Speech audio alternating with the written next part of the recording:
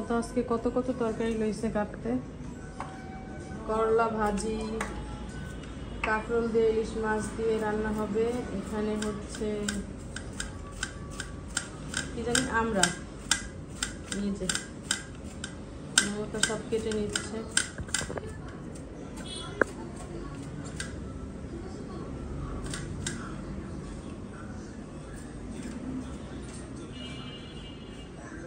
Time খাস না কে? খাই খেয়ে করলে তো হইব না, খাইতে তো হইব।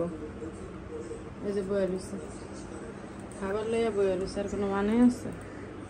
এটা দেখে হইয়া তাড়াতাড়ি তাড়াতাড়ি খা।